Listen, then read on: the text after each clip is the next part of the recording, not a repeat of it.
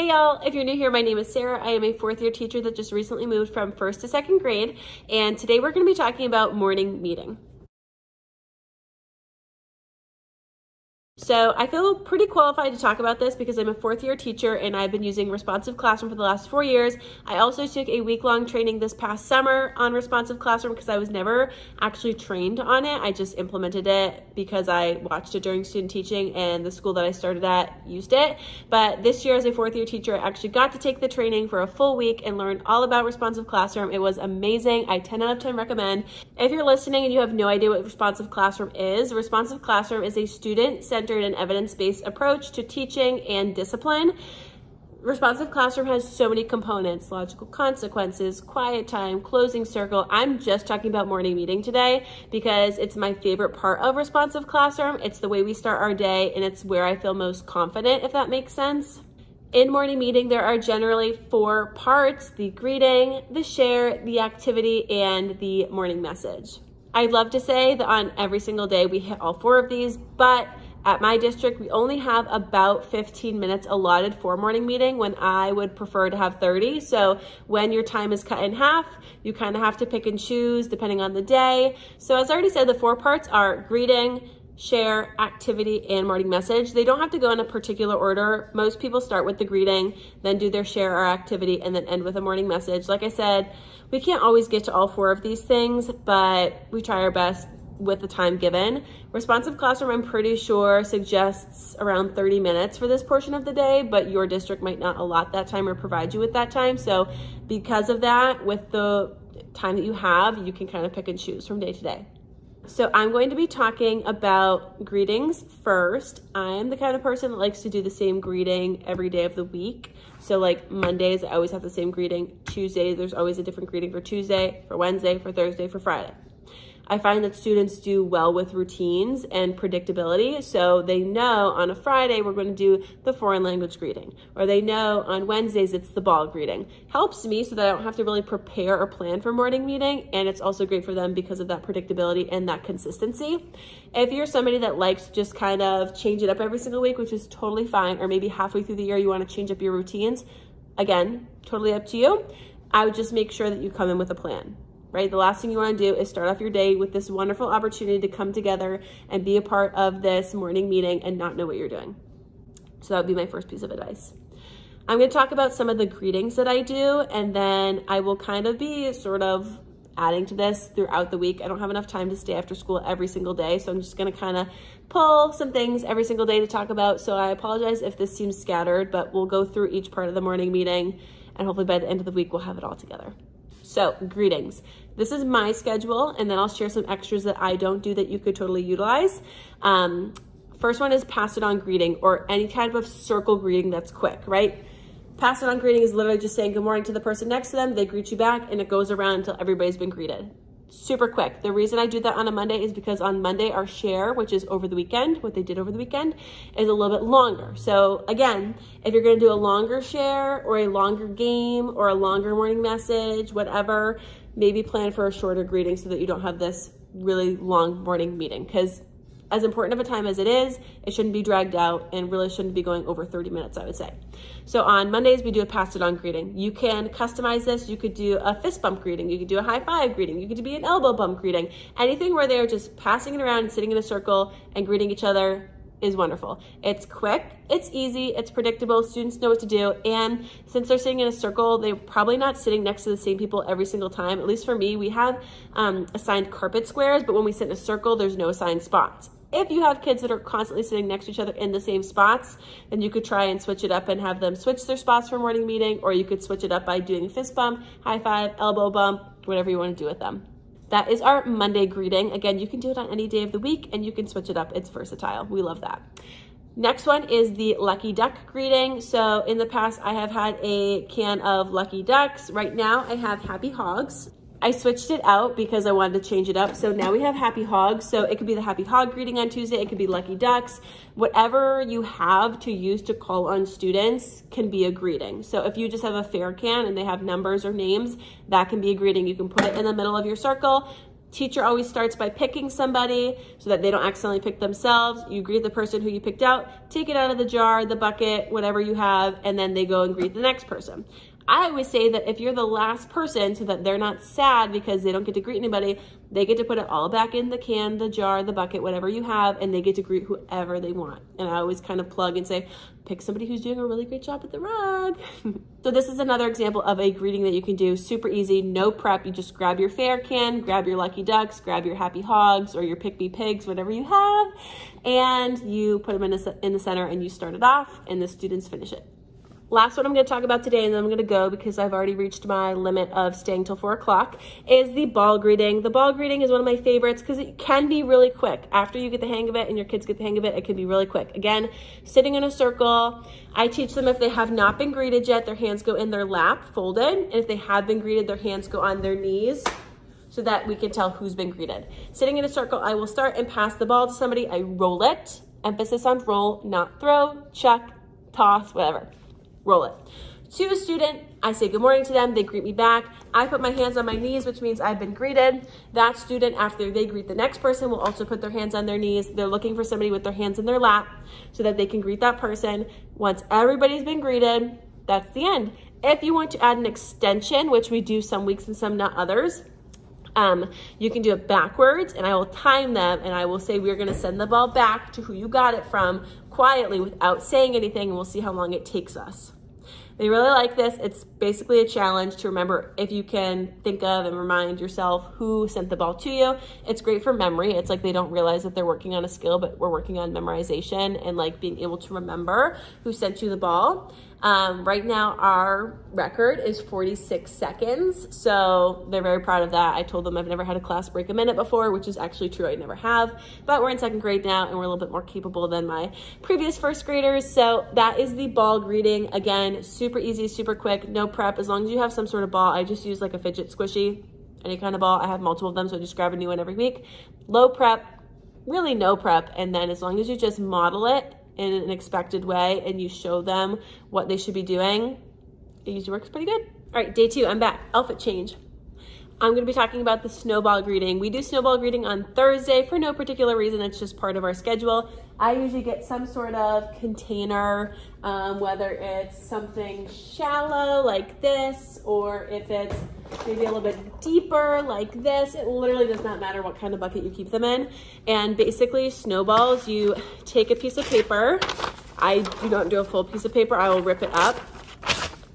Students will write their name on it and then they'll crumble it up to look like a snowball. And we put them in the bucket and we reuse them for a couple weeks until they're bad and like basically not readable anymore because they are so crumbled up. But basically same thing as like the lucky duck greeting. I pick one out, I tear it apart, not tear it apart, I open it up, read the student's name, say good morning to them, and then I put it back in the bucket. We dump them all out so that we know which ones to pick from, put it back in the bucket you got it from to be able to know who's already been greeted, because obviously you can't tell because they all look alike. I just tell students they need to write their first name like neatly so that when people open it up, they can read it. So that's the snowball greeting. It's usually pretty quick as long as students like aren't like being unexpected with it. Friday is foreign language greeting, and basically I start by introducing foreign languages that I know how to say hello or good morning in. Sorry, I had my teacher bestie come in. We were filming a hilarious TikTok. So foreign language starts with me introducing languages that I know how to speak and say hello or good morning in. So like I always start by teaching them sign language and teaching this is hello, this is good morning, teaching them Spanish, teaching them, I know Hindi, how to say hello in Hindi. I know how to say hello in Chinese. Like I teach them all the ones that I know, and then we slowly talk about the languages that they know, and we introduce those every Friday. And then when we've run out, we kind of just look up more together. Like I'm like, oh, like I wonder how we say hello in German and Russian, like in French, like some of those I already know, granted, from doing them every single year. But I just like to sort of teach them new languages because I have a very diverse population this year. And so for a lot of the weeks, they're either connecting because they know how to say that, because that's their first language, or they teach us one, which is their first language. And it's just a really great way to build community. So it's also super easy. You just teach it and then we go around and we pass it around like we do for the Monday greeting. So they just go around and say, ni hao, so-and-so, and then we send it around. for whichever language you do. That was Chinese, but just to give an example. Those are all the greetings that we do. So those are 5 examples. There are obviously more at the Responsive Classroom. I learned about a lot in addition to what I already do. So one that I learned about in Responsive Classroom that was great, which is also a great way to get kids up and moving for like any type of learning, is hand up, pair up. Basically, you teach them that they have like a high five buddy, a fist bump buddy, a pinky greeting buddy, and like all these different things. And basically you have them walk around the classroom, hand up like this. And then when you say hand up, pair up, they go and find the closest person to them. And then they have to find them, and that's their fist bump partner, whatever. And then you do it again, and they go around, hand up, pair up, and then you tell them that's their pinky greeting, you know, buddy. You do it one more time, hand up, pair up, that's your high five buddy. After you've done it, you all come back to the rug or wherever your circle morning meeting time is, and then you would say, find your fist bump partner, find your high five partner, find your pinky partner.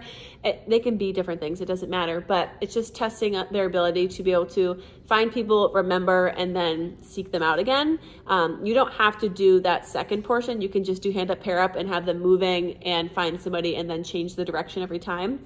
There's also another one similar to that I did my first year of teaching, and I called it Padoodle. I don't know why. I don't know if that's like the actual name. If you looked it up, that's what it would be called. But Padoodle had them doing a movement around the classroom. Like I'd say, walk around like a dog, or crawl around on the floor like a baby, or do a crab walk, or skip, or hop. I would tell them to do something, and then when I would say freeze, they'd stop wherever they were, find the closest person, and listen to the action that I told them to do, like high five, fist bump, double high five, secret handshake, fist bump, whatever it was. I would tell them to do something to the closest person and greet them. So that was called Padoodle. Again, I don't know if I made that up, if I learned that from somebody, but that's another fun greeting that you can do and mix in there. This one I don't do often, but it's really fun. We do the shoe greeting. So basically each student takes off one shoe, my beautiful New Balance sneakers, and they put it in the middle of the circle. I used to do this one last year every Thursday, but it got to be too much, and it took too much time, and my group couldn't handle it. So now I only do it on special occasions, and they sit on their other shoe. So like if I was sitting at the circle, I would sit like this so you can't see my other shoe. I, as a teacher, would start and pick a shoe, and I would greet the person whose shoes I think it is. If I'm wrong, then I keep going around the circle till I find that person's shoe.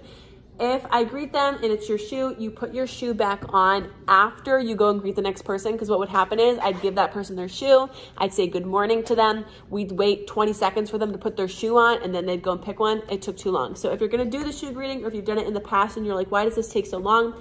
Have them take their shoe, go and greet somebody, and then put their shoe on when they're done greeting, so it takes less time. But that's a really fun one as well. I don't have a name for this one, but if you're looking to get kids up and moving, you can use matching sticks. You could do like the matching partner greeting or whatever you want to call it, and basically just pass these out randomly, have students find their partner and greet them. You can do it once, you can do it 3 times, it totally doesn't matter. All right, that was like 9 or 10 different ways to do a greeting in the morning. Now we are going to talk about shares. This is going to be pretty quick because I have 2 shares that I do every single week, and then there are some that you can just do sprinkled in throughout the year. So on Mondays, we always do over the weekend. I love to hear what my students do over the weekend. So on Mondays, we have a shorter greeting like pass it on, because over the weekend share takes a long time. On Mondays, we share what we did over the weekend. I tell students they can pick one special thing to share. If students do not want to share and we go around the circle, they can say skip or pass so that they don't feel obligated to share. Or if they just need more think time, they can say skip. And then at the end, I'll usually say, did anybody change their mind and want to share? And they'll raise their hand if they want to.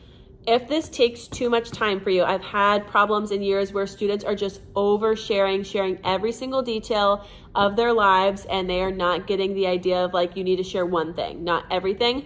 2 suggestions. One is having some sort of visual, either like showing a timer or showing like a countdown of like, this is how long you have to share, or doing it where they're telling a partner what they did over the weekend. So you can do inner outer circle and have students stand on the inside facing out, students on the outside facing in, and you can have them sort of move around. You could say inner circle, move 3 to the right, and they could move, and then, all right, tell the person standing in front of you what you did over the weekend. This really only works if you have an even number. So if you do not have an even number and that's tricky, you can do a line and just have students move down and tell somebody what they did over the weekend, and you can always stand in the line as well.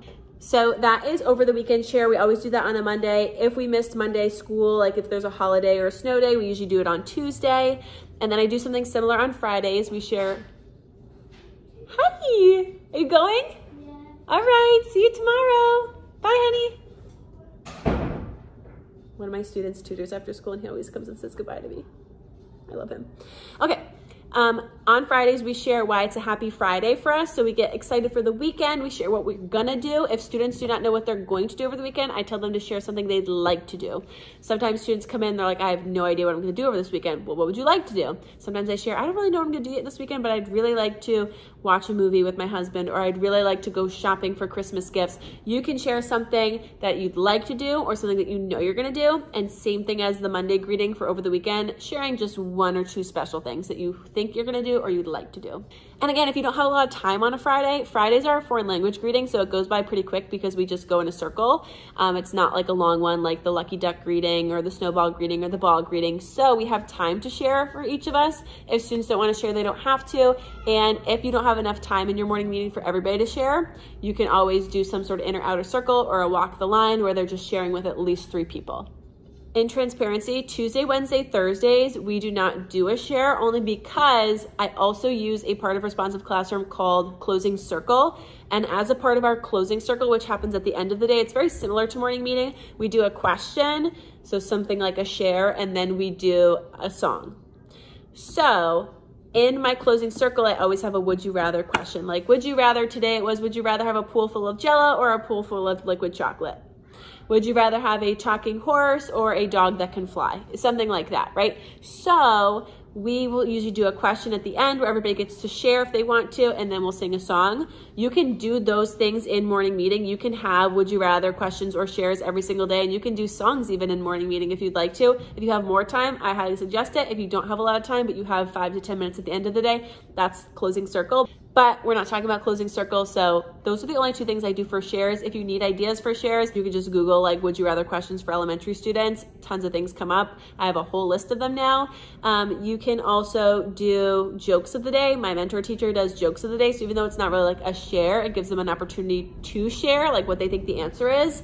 So little things like that, sharing what they did over the weekend, sharing what they're excited about for the weekend, doing would you rather questions, just asking them things like depending on the season, what do you want for Christmas? What are you thankful for? What would you do on a snow day if we have a snow day tomorrow? Asking them things that make sense.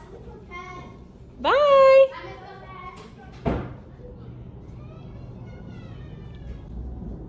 They're literally all looking at me like, why is this girl literally filming herself right now with a ring light? That was so funny. 5 of them just walked by. You can really do whatever you want with the shares. It does not matter. Now we're going to move on to the activities, which are some of the games, but I have to go, so we'll talk about this tomorrow. All right, I'm back for my 3rd day of filming. Now we're going to be talking about the activities that we do at morning meeting. Activities can be any sort of play-based game, or it can be something academic. So 2 examples that we did this week.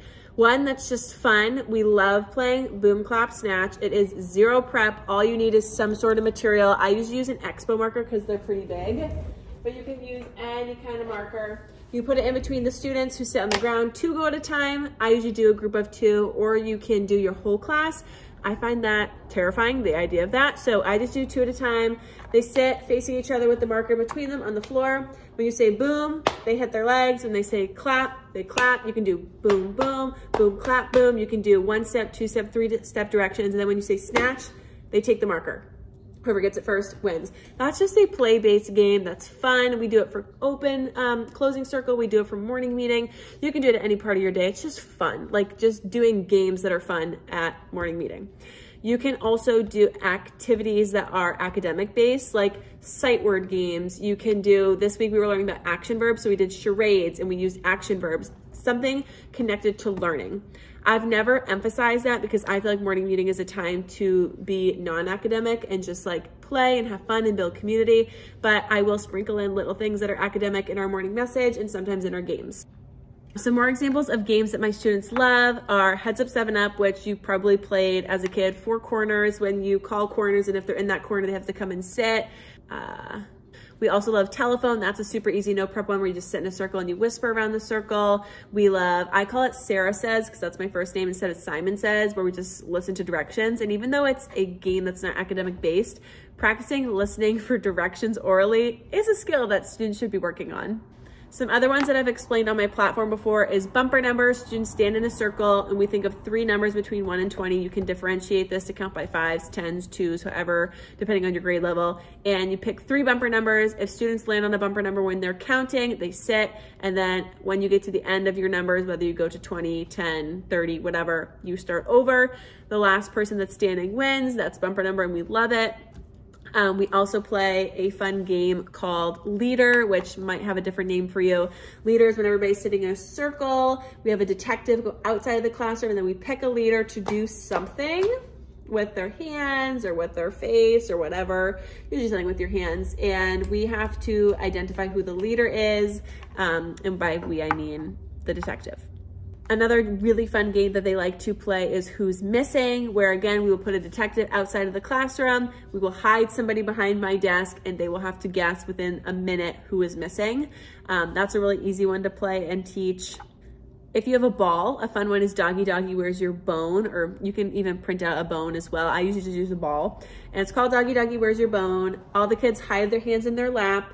The dog goes to sleep in the middle of the circle or somewhere else, and we give the ball or the bone or whatever you want to use, give it to a student. Everybody has their hands in their lap, and basically we sing, doggy, doggy, where's your bone? Somebody stole it from your home. And we say, wake up, doggy, and they wake up and they get 3 guesses to guess who has the ball. Super easy, very fun. I played this one that I learned while I was student teaching. It was called Quack, Moo, Cock-a-doodle-doo. And basically students stand in a circle. Somebody in the middle closes their eyes and does a spin. And when they stop, they point to somebody in the circle. And the person that they pointed to has to either say quack, moo, or cock-a-doodle-doo. And the person who with their eyes closed has to guess who said it. So you're trying to disguise your voice, but at the same time, saying a funny word. It's super great. And like all these games are super easy. If I don't explain it well because I'm going fast through like 10 different games, you can easily look it up online. Another fun one is like Hangman. That's easy to do on the board, takes 0 prep. You can also do Pico Fermi Bagel, which is a numbers game. Again, like working with 2-digit or 3-digit numbers, so kind of making it academic. Pico Fermi Bagel is, I think of a mystery number in my head. I usually do 3-digit numbers. Say my number is 156. I'm probably gonna forget that as I go through the video, but 156. If they guess a number, it could either be a pico. Pico means that it's the right number in the wrong place. So like right digit in the wrong place value.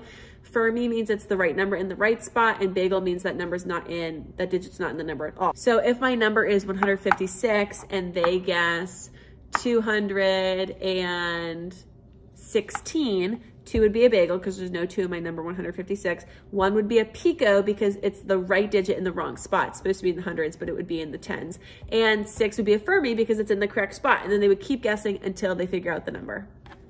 I should also say that you can do songs. So there are fun little songs like Willoughby Wallaby Woo, An Elephant Sat on You, Willoughby Wallaby Wee, An Elephant Sat on Me, like cute little songs that you can do.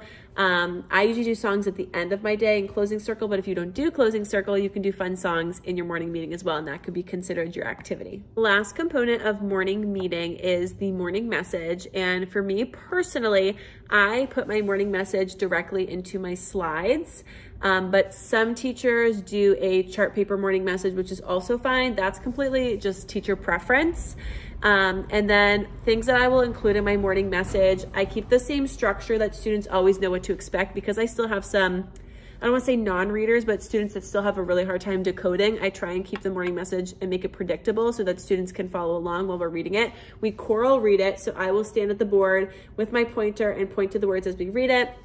I start with some sort of greeting like, hey there friends, or happy hump day, or happy Friday, or welcome back, some sort of greeting to them. And then I usually will say, today is Wednesday, or today is Tuesday. And then we say the date, December 9th, 2022. When I get to punctuation, I teach them verbal noises so that they know to stop reading. So a period is, we make that noise and we do a fist bump. When we come to a question mark, it's the thinking emoji face. And when we see an exclamation point, we do a silent cheer. That just teaches them to stop when they see punctuation and also tells them what the punctuation is doing. That's just a little something I do. You don't have to do that. That's just something I learned while I was student teaching and I really liked it. And next, I will usually tell what special we have. So I will say our special today is gym, or our special today is technology. And then I will try and share something else in the morning message about what we're doing that day, how many days we've been in school. If it's a birthday, I'll share today's so-and-so's birthday, wish them a happy birthday, or we've been in school for 70 days, how many days until we're in the 100th day of school, or today we'll be learning about the long I spelling pattern. Does anybody know a word with long I? I usually tie in academics into the morning message because just sharing like, hello, here's the date, here's our special, love, Ms. Poquette at the end doesn't fill the screen, if that makes sense. So it's usually 4 to 5 sentences. It keeps the same structure and it's in my slides, but you can do it on chart paper or however way you want it. At my old school, we did student of the week, and I would have the student of the week come and read the morning message every day. If you have that, or if you want to have your students read it, you can have them lead the morning message. I would just recommend modeling for at least the first couple weeks to the first month of school and then letting them take over the job. But at my new school, we don't do student of the week. So I just make it easier for myself and I just read it every day and they read with me. Those are the 4 parts of morning meeting. Again, greeting, share, activity, and morning message. Something that I tacked on to the end of my morning meeting this year that's not responsive classroom, but is important to us in my teaching philosophy is our daily affirmations, slides that share, phrases like I am valuable, I am worthy, I am loved, I am respectful, things like that. We do 5 a day and they're all different. So that's something I tack on to the end of my morning meeting, but that's not necessarily responsive classroom. That's just something that I like to do and it fits well into our morning message, into our morning meeting. But that is all I have for y'all today. Hopefully that was helpful. If you need clarification on certain games, greetings, shares, please DM me on Instagram. That's the best way to get in contact with me, or you can comment down below and I'll try to respond the best that I can. But morning meeting is such an essential part of the day and it really truly is one of my favorite parts. So thank you so much for watching and please let me know if you have any questions, feedback, what you want to see next, and I hope this was helpful. And if you're feeling generous, please like, comment, and definitely subscribe. Love you guys.